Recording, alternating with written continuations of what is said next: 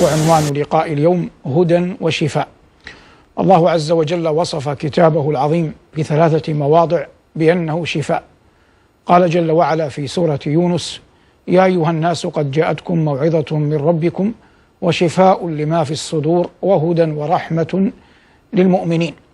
وقال جل وعلا في سورة الإسراء: وننزل من القرآن ما هو شفاء ورحمة للمؤمنين ولا يزيد الظالمين إلا خسارا. وقال جل وعلا في سورة فصلت: قل وهو الذين آمنوا هدى وشفاء. وهذه الآية هي التي سنقف عندها مع الآيات التي قبلها. قال الله عز وجل في سورة فصلت: إن الذين كفروا بالذكر لما جاءهم وإنه لكتاب عزيز لا يأتيه الباطل من بين يديه ولا من خلفه تنزيل من حكيم حميد ما يقال لك إلا ما قد قيل للرسل من قبلك إن ربك لذو مغفرة وذو عقاب أليم ولو جعلناه قرآنا أعجميا لقالوا لولا فصلت آياته أعجمي وعربي قل هو للذين آمنوا هدى وشفاء والذين لا يؤمنون في آذانهم وقر وهو عليهم عمى أولئك ينادون من مكان بعيد.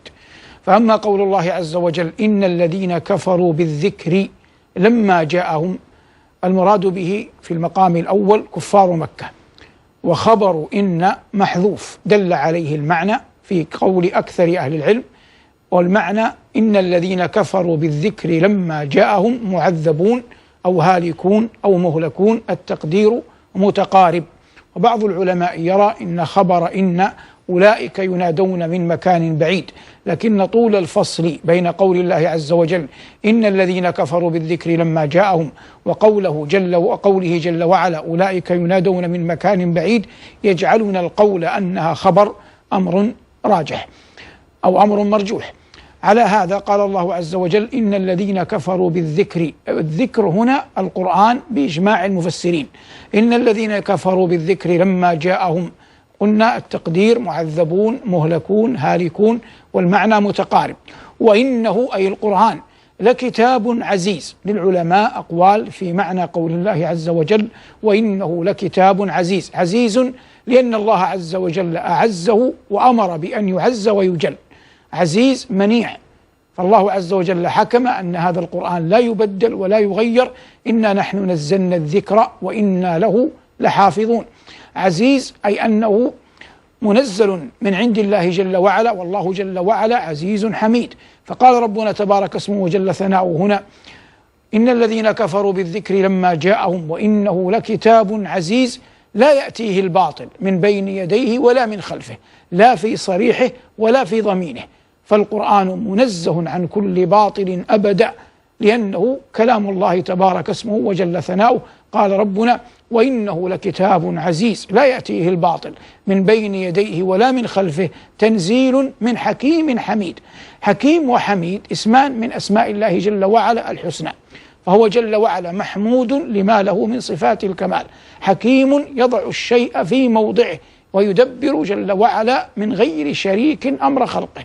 فقال جل وعلا تنزيل من حكيم حميد، ثم قال ما يقال لك إلا ما قد قيل للرسل من قبلك. هذه اختلف العلماء فيها على أقوال، أشهرها قولان: ما يقال لك أي ما تسمع ما ينالك من الأذى إلا ما قد نال قبلك من الرسل، فأنت لم تكن بدعا من الرسل، فما تسمعه من قول قومك فيك من انتقاص لشخصك واتهام لك بالكذب وتطاول عليك إنما هي سنة في الرسل قبلك، فالأنبياء والرسل قبلك نالهم مثل الذي نالك. فمعنى قول الله عز وجل على هذا القول ما يقال لك إلا ما قد قيل للرسل من قبلك، أي أن هذا تسلية للنبي صلى الله عليه وسلم أن ما ناله وأصابه قد أصاب الأنبياء قبله. ويؤيد هذا المعنى قول الله عز وجل فاصبر كما صبر أولو العزم من الرسل، وقول النبي صلى الله عليه وسلم رحم الله أخي موسى أوذي أكثر من هذا فصبر. هذا معنى. المعنى الآخر ما يقال لك إلا ما قد قيل للرسل من قبلك، أي أن شرائع الأنبياء واحدة في أصلها أي في التوحيد، فنحن عندما أوحينا إليك أن ندعو الناس إلى توحيد الله جل وعلا وعبادته هو ما أوحينا به إلى الرسل من قبلك، فما جئت به جاء الرسل به من قبلك إلى أقوامهم ولقد بعثنا في كل أمة رسولا أن اعبدوا الله واجتنبوا الطاغوت. وكلا المعنيين يدل عليه القرآن، ما يقال لك إلا ما قد قيل للرسل من قبلك. ثم جاء قول الله عز وجل إن ربك لذو مغفرة لأوليائه لمن أطاعه للمؤمنين لمن رغب فيما عند الله، وذو عقاب أليم لمن جحد آياته وكذب رسله. فالله عز وجل بعث نبيه مبشرا لأهل الطاعات ومنذرا لأهل الكفر والمعاصي. ومن هنا جاء قول الله عز وجل إن ربك لذو مغفرة وذو عقاب أليم، ما يقال لك إلا ما قد قيل للرسل من قبلك إن ربك لذو مغفرة وذو عقاب أليم. ثم قال جل وعلا ولو جعلناه قرآنا أعجميا، الآن عاد الحديث إلى القرآن، ولو جعلناه قرآنا أعجميا لقالوا أي كفار قريش لولا فصلت آياته أعجمي وعربي. نفرق أولا ما بين أعجمي وعجمي. العجمي هو غير العرب ولو كان يتكلم العربية، والأعجمي من لا يفصح من لا يبين ولو كان عربيا. ولهذا يقال إن صلاة النهار عجماء لأنه لا يجهر ولا يعلن فيها ولا يصح بالقراءة، ويقال للبهائم عجماوات لأنها لا تفصح لا تبين. فهنا قال الله عز وجل ولو جعلناه قرآنا أعجميا لقالوا لولا فصلت آياته. والمعنى أن هؤلاء الكفار إنما دفعهم إلى ما دفعهم العناد والتعنت. قال الله عز وجل في آية أخرى والقرآن يصدق بعضه بعضا فإنهم لا يكذبونك ولكن الظالمين بآيات الله يجحدون. فالله عز وجل يقول هنا ولو جعلناه قرآنا أعجميا لقالوا لولا فصلت آياته. والمعنى إذا قارنته بغيره سواء بعثنا إليهم نبيا أعجميا لأنكروا، ولو جعلنا القرآن كلماته أعجمية لأنكروا. قال الله عز وجل ولو نزلناه على بعض الأعجمين فقرأه عليهم ما كانوا به مؤمنين.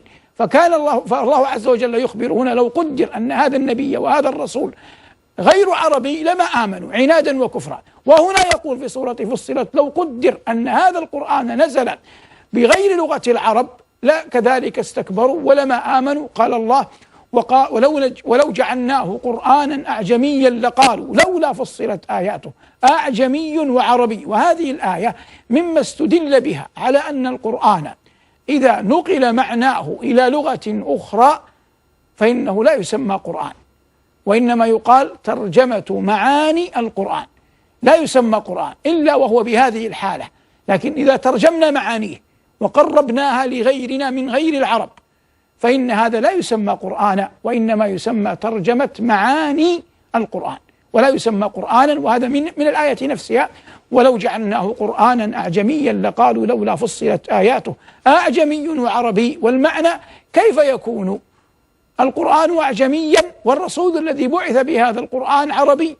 يقول نحن ألسنتنا غير أعجمية، فلو جعلناه أعجميا لقالوا كيف نؤمن به ونحن لا نعرف ولا نفقه كلماته. والمقصود من ذلك إثبات أن ما جاء به كفار قريش إنما هو التعنت والعناد والجحود لما بعث به نبينا صلى الله عليه وسلم. ولو جعلناه قرآنا أعجميا لقالوا لولا فصلت آياته أعجمي وعربي. إلى هنا لم نأتي إلى لب عنوان الحلقة. قال الله عز وجل بعدها قل هو للذين آمنوا هدى وشفاء. هدى بمعنى رشد، بمعنى مبين للناس ما ينفعهم، وشفاء شفاء لأكثر ما يمكن أن ينتاب أي أحد. والمعنى ثمة شهوات وثمة شبهات، فأمراض القلوب شك ونفاق وريب، والقرآن لها شفاء. ومن الأمراض أيضا الشهوات والرغبة في غير ما أحله الله، والقرآن شفاء للشبهات وشفاء للشهوات. وبيان ذلك على وجه التفصيل ما يلي. الإنسان أحيانا يدخل عليه الشيطان في هذا الخلق الذي يراه، هل له إله غير الله؟ هل مع الله شريك؟ هل مع الله معين؟ القرآن يشفي في بيانه من مثل هذه الشبهات. لو كان فيهما آلهة إلا الله لفسدتا، وقالوا اتخذ الرحمن ولدا سبحانه بل له ما في السماوات والأرض كل له قانتون. وفي الإسراء إذا لابتغوا إلى ذي العرش سبيلا. فالقرآن يبين أنه لو فرضنا جدلا كما تزعمون أن الله عز وجل معه شركاء، لو قدر أن هذا موجود جدلا وهو لا حقيقة له البتة، لفسدت السماوات والأرض. لا يمكن أن يكون هناك إله مع الله ثم ينتظم الكون. لكن لما كان الإله واحدا لا رب غيره ولا إله سواه وهو الله تعالى، لذلك لا يرى في الكون فسادا. قال الله عز وجل: لو كان فيهما آلهة إلا الله لفسدتا. يأتي الشيطان أحيانا إلى بني آدم فيشككه في البعث والنشور، وأن الإنسان منتهى أمره أن يموت.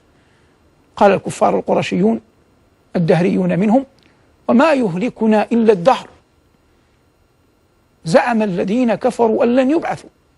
فجاء في القرآن ما يزيل ذلك الشك، يزيل ذلك الريب، يزيل ما يختلج أي أحد قد يأتيه من نزغات الشيطان ما يأتيه فيشككه في البعث والنشور. فذكر الله عز وجل الأرض الموات، وكيف أنزل الله عز وجل عليها برحمته قطر السماء ثم أنبتت بعد أن كانت ميتة. فأخبر الله عز وجل بعد ذلك بقوله: إن الذي أحياها لمحيي الموتى. وقال جل وعلا: أفعينا بالخلق الأول بل هم في لبس من خلق جديد. وقال جل وعلا: ومن آياته أن تقوم السماء والأرض بأمره ثم إذا دعاكم دعوة إذا أنتم تخرجون وله من في السماوات والأرض كل له قانتون وهو الذي يبدأ الخلق ثم يعيده وهو أهون عليه، أي وهو هين عليه، وله المثل الأعلى في السماوات والأرض، إلى آخر الآيات. والمقصود كل ما يمكن أن يأتي على القلوب فيجعلها ظلاما، يأتي القرآن لمن تدبره وأذعن إليه فيزيل ذلك الشك ويبعد عنه ذلك الريب. فهذا من معاني قول الله عز وجل: قل هو للذين آمنوا هدى وشفاء. قد يكون الإنسان مقترا قابضا يده فيأتي القرآن يبين له أجر من ينفق، والله يقول: وأحضرت الأنفس الشح وما تنفقوا من خير فإن الله به عليم. وقال جل وعلا: فلن يكفروه، إلى غيرها من الآيات الداعية إلى الإنفاق. من ذا الذي يقرض الله قرضا حسنا فيضاعفه له أضعافا كثيرة. فهذه العلل شفاؤها ودواؤها في القرآن. قد يأتي الإنسان أحيانا فيجنح إلى ما هو محرم من مال، فيأتي القرآن يقول: وأحل الله البيع وحرم الربا. قد يأتي الإنسان من نزغات الشيطان ما يدفعه إلى أن يأكل أموال الضعفاء، فيأتي القرآن: إن الذين يأكلون أموال اليتامى ظلما إنما يأكلون في بطونهم نارا. وهذا ظاهر بين في القرآن كله. فهذا من معاني قول ربنا جل وعلا: قل هو للذين آمنوا هدى وشفاء. ثم قال جل وعلا: والذين لا يؤمنون في آذانهم وقر وهو عليهم عمى أولئك ينادون من مكان بعيد. نأتي بمثل على أن القرآن شفاء لمن تدبره. ثمة قضايا قديمة متجددة وهي من أسباب الفرقة بين المسلمين. من ذلكم قضية رمي أم المؤمنين عائشة رضي الله عنها وأرضاها بالفاحشة بعد أن برأها الله جل وعلا منها. الآن من غير تشنج في الخطاب ولا في القول سنبين طريقة القرآن، ثم نأتي بطريقة القرآن بعد أن نرتضيها فنحتكم إليها في موضوع ما ينسب إلى أم المؤمنين عائشة رضي الله عنها وأرضاها. فنقول: القرآن يقول عن خليل الله إبراهيم وأبيه: فلما تبين له أنه عدو لله تبرأ منه. والقرآن يقول في علاقة نوح مع ابنه: قال رب إن ابني من أهلي وإن وعدك الحق وأنت أحكم الحاكمين قال يا نوح إنه ليس من أهلك إنه عمل غير صالح. والقرآن يقول في أبي لهب عم النبي صلى الله عليه وسلم وعم الرجل صنو أبيه، والذي فرح بمولد النبي صلى الله عليه وسلم وأعتق جاريته لما بشرته بأن آمنة بنت وهب زوجة أخيه عبد الله وضعت غلاما. ومع ذلك القرآن يقول في حقه تبت يدا أبي لهب وتب، وهو هاشمي قرشي عم النبي صلى الله عليه وسلم، أبوه عبد المطلب جد النبي عليه السلام، الذي قال النبي عنه أنا النبي لا كذب، أنا ابن عبد المطلب. من هذا يتبين أن القرآن لا يحابي أحدا، وأنه مهما كانت قرابة أحد من نبي من أنبياء الله، ثم ذلك الأحد ذلك الشخص رجلا كان أو امرأة اقترف ذنبا، فإن القرآن لا يمكن أن يحابيه، وإنما يأتي بالعقوبة على قدر الذنب.